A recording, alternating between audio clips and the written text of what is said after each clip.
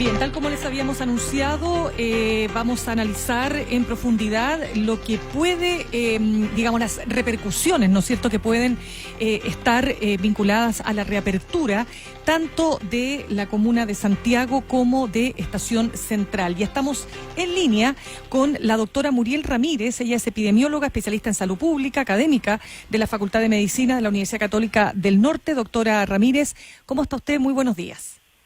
Buenos días, Mauricio y Mirna. Mirna, ¿cómo está? ¿Qué tal, doctora? Gracias, muy bien. Aquí estamos en cuarentena total en La Serena y Coquimbo ya desde hace un poco más de 2 semanas. Mire, pues vamos a entrar también a eso, pero doctora Ramírez, lo primero que quiero preguntarle, porque estábamos más temprano comentando acerca de un informe, de un estudio que hace CLAPES-UC, que hace un análisis de las diferencias entre países más exitosos y los que han visto un rebrote luego de contener el virus, y uno de los hallazgos es que en la medida que el país tiene mayor situación socioeconómica y tiene menos posibilidades de sufrir una segunda ola, y también mientras más testeos hace, pero el factor determinante, de acuerdo a este informe, que incide en la reaparición de contagios es la cantidad de casos por millón de habitantes al momento de hacer la reapertura. Y de acuerdo a la realidad de nuestro país, el informe concluye que todavía no estamos en condiciones de hacer una reapertura total. Sobre esa base y respecto de esta conclusión, pero también de la impresión que usted tiene, ¿cómo observa lo que va a empezar a ocurrir a partir de hoy, y ya está pasando, ¿no es cierto?, en estas 2 comunas que le mencionaba? Sí, bueno, en realidad no es una sorpresa lo que dice el informe. Muchos expertos lo hemos estado diciendo durante los últimos meses, que acá lamentablemente no se ha tomado las medidas que corresponde tomar, que en el fondo es realizar una cuarentena preventiva efectiva.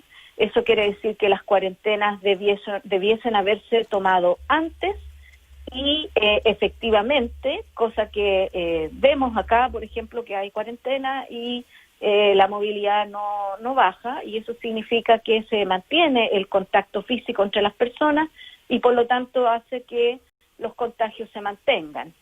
Y luego, el otro tema es la trazabilidad, que debió haberse instalado adecuadamente desde el principio. Eso significa no solo testear, sino que ¿para qué testear? Si no es hacer el examen por hacer el examen se hace para poder identificar a un caso, buscar a los contactos, que se puedan confirmar esos contactos rápidamente, ahí donde tenemos un problema, porque el tiempo de espera del examen todavía no es muy adecuado, ¿verdad? Debería ser menos de 48 horas, y esos contactos aislarlos también, que se llama cuarentena cuando cuando no están con síntomas. Entonces, eso no se ha hecho, no se ha instalado, a pesar de que se pasó hacia la atención primaria. La responsabilidad hace como 1 mes y medio atrás no se les ha dado los recursos necesarios.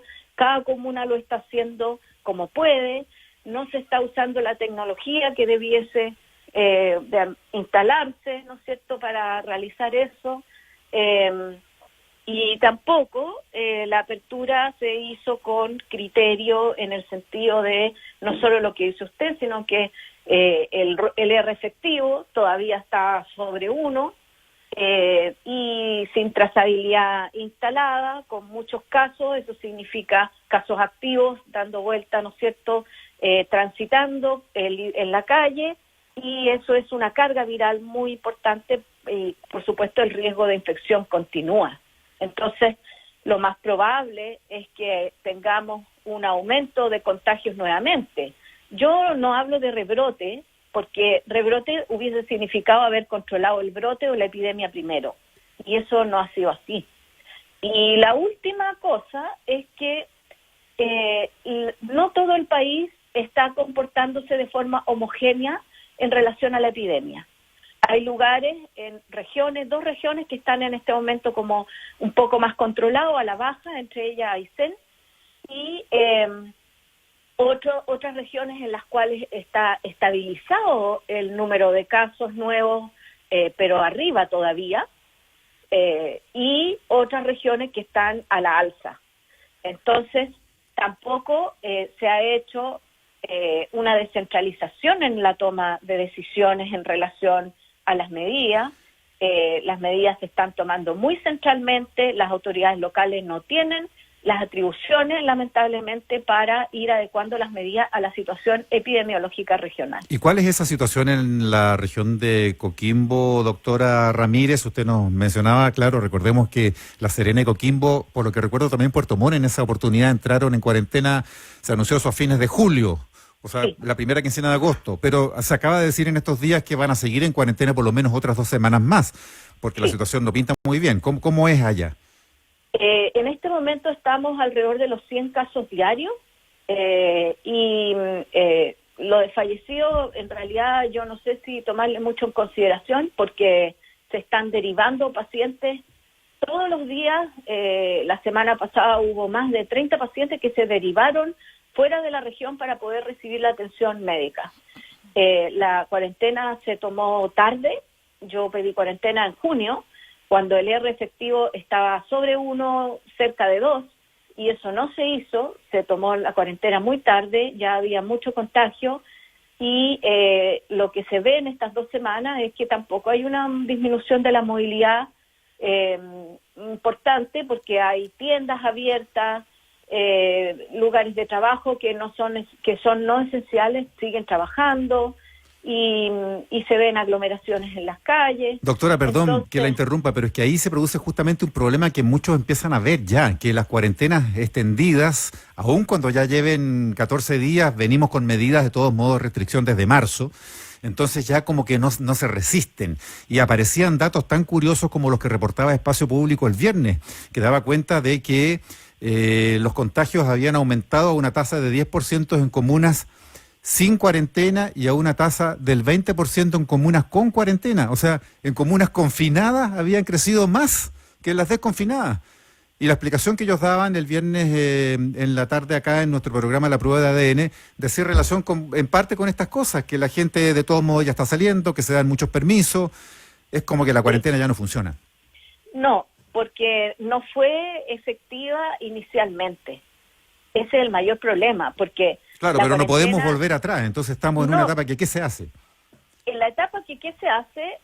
Hay que hacer una campaña fuerte, real, porque tampoco se ha hecho, yo lo dije con ustedes hace un par de meses atrás, no se ha hecho una campaña buena de comunicación y de educación. Las medidas que se están tomando en relación a los lugares de trabajo, yo creo que no son suficientes, no está incorporado el tema de los turnos, para permitir que haya distancia física dentro del lugar de trabajo, los lugares de colación, la gente ahí te está comiendo, por lo tanto se saca la mascarilla para comer y ahí es un foco probablemente de mayor contacto entre las personas y de mayor contagio. Y hay medidas como generales, la ventilación, que permite eliminar los aerosoles, ¿no es cierto?, en los lugares cerrados, evitar los lugares cerrados, además del uso correcto de la mascarilla, que tiene que ser sobre la nariz y sobre la boca, no de cintillo, ni tampoco en la barba, como muchas veces uno lo ve en la calle, que la gente a veces se saca la mascarilla para hablar, incluso, porque le molesta, pero en realidad tenemos que acostumbrarnos a andar con mascarilla, a lavarse las manos frecuentemente, a mantener la distancia. Yo no recomiendo el uso de guantes porque el virus queda igual en el guante y la gente tiende a tocarse la cara con el guante puesto igual que con la mano, entonces es mejor en ese sentido usar higienización de manos con alcohol gel, con cloro, también se puede andar con esas toallitas con cloro ya que permiten tocar la superficie, mantener una buena alimentación y un buen dormir. Es importante la alimentación balanceada para mantener nuestro sistema inmunitario con una buena respuesta inmune. Doctora Ramírez, transporte público, ojalá usar bicicleta los que puedan. Sí, conversamos hasta ahora con la doctora Muriel Ramírez, epidemióloga, especialista en salud pública y académica de la Facultad de Medicina de la Universidad Católica del Norte. Doctora Ramírez, a propósito de lo que usted señala, porque de alguna manera uno tiene que entender que, dado que de aquí a que tengamos vacuna y comprendiendo además que la vacuna tampoco es la solución mágica de todo, tenemos que aprender a convivir con el virus. Eso pareciera ser como una de las conclusiones más digamos, claras, ¿no? En el último tiempo. Y hay un estudio que también hizo la Universidad Johns Hopkins que habla de lo importante que es mejorar la ventilación en interiores. Y también dice otros 5 retos prioritarios frente a la segunda ola. Ellos sí que hablan de segunda ola, precisamente porque estamos hablando de países del hemisferio norte que efectivamente lo controlaron, pero que pueden efectivamente también tener esta segunda ola. Y hablan de cómo el virus se expande de manera impresionante en los sitios cerrados versus los abiertos. Entonces acá hay un desafío respecto de los malls, respecto a lo que usted dice de los sistemas de ventilación, aires acondicionados, aerosoles, uso correcto de mascarilla, también lo dice el informe del Johns Hopkins, el tema de las campañas. Y por eso le digo, doctora Ramírez, porque tiene razón Mauricio cuando dice, bueno, ya llevamos tanto tiempo, la gente no cumple porque ya la gente está desesperada y entonces también mucha de ese contagio que se produce en zonas de cuarentena, incluso superior a aquellas que están en no cuarentena, tiene que ver con que la gente no solo es que pide mucho permiso, si los permisos son toda la semana, es que la gente simplemente sale sin permiso incluso.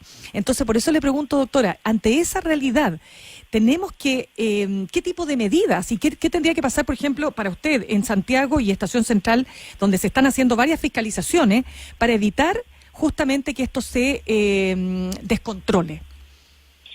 A ver, yo creo que acá hay medidas de tipo generales para las personas, ¿no es cierto?, para los ciudadanos, justamente esto de evitar los lugares cerrados, de mejorar las ventilaciones, pero también significa un poco planificar más la salida en relación a la evidencia que hay, y por eso insisto en que la campaña de comunicación y de educación debió haber sido más fuerte, y si no lo fue, hay que empezar a tratar de trabajarlo ahora, porque es necesario. Las personas, yo veo que no toman la conciencia hasta que se les muere un familiar.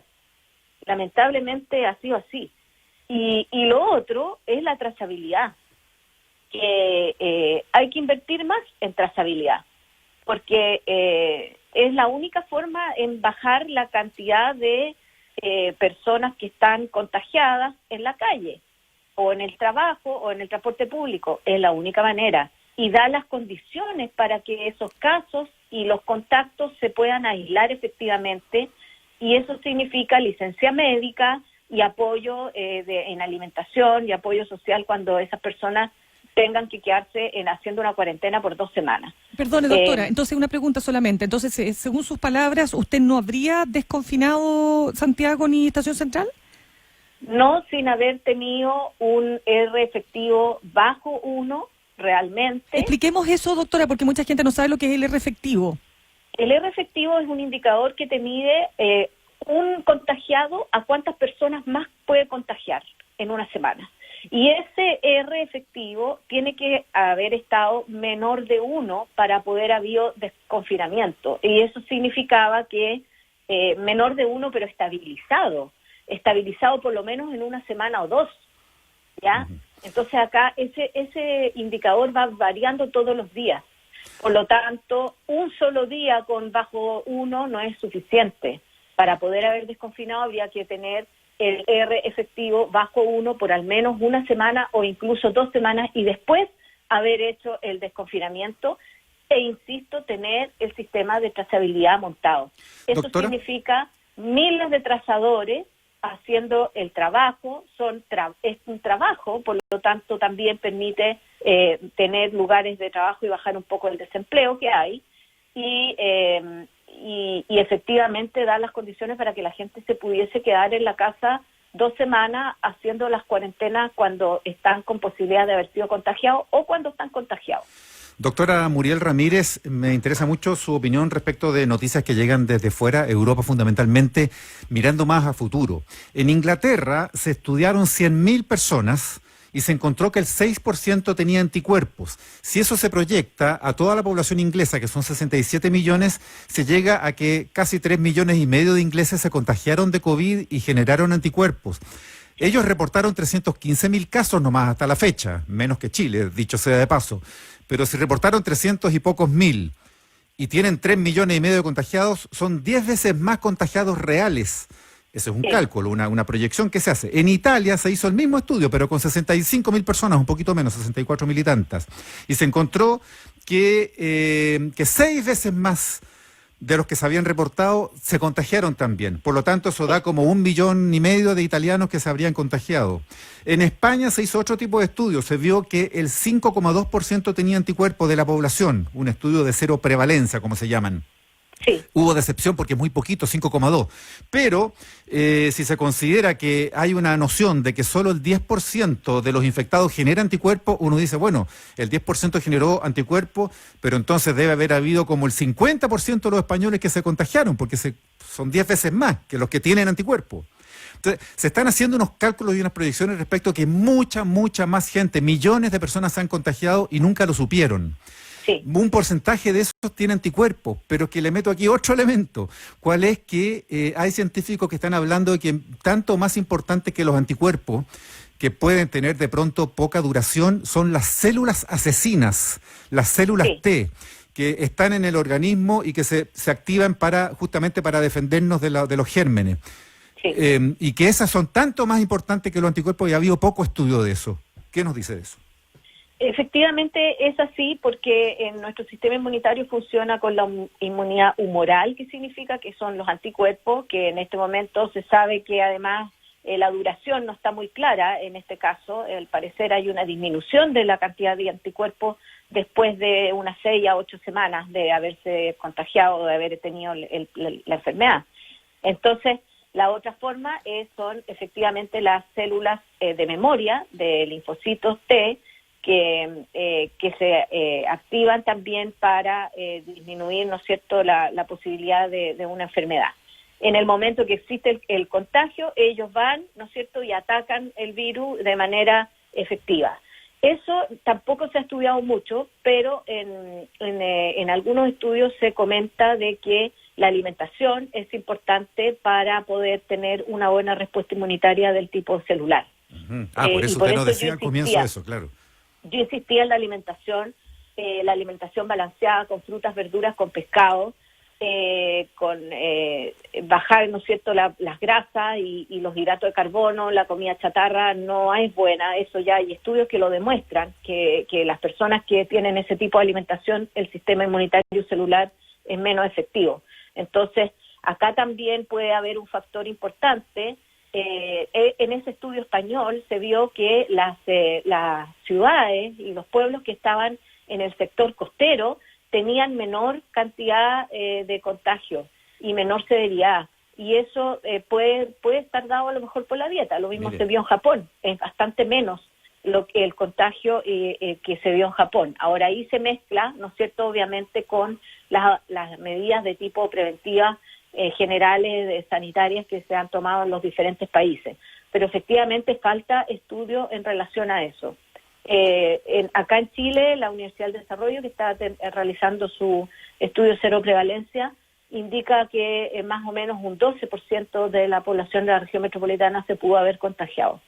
Y tenemos con la misma UDD y la Universidad de Talca, vamos a comenzar en septiembre hacer un estudio cero prevalencia acá en nuestra región también, las tres ciudades, Talca, Santiago y La Serena, Coquimbo, un estudio cero prevalencia, así que ahí vamos a ver qué pasa, pero efectivamente lo que es la inmunidad de tipo celular no está suficientemente estudiada. Interesantísimo, ahí puede haber nociones de cómo seguir actuando frente a esta pandemia también en el futuro. Así es, y yo digo, la vacuna eres tú. Mientras no haya vacuna, la vacuna eres tú. Y por lo tanto, toma tú tus medidas para protegerte a ti y para proteger a tu familia. Mire, hay que meterse eso en la cabeza. Doctora Muriel Ramírez. Muy bien. Muchas gracias por haber conversado con ADN hoy. Muy bien, Mauricio, adiós.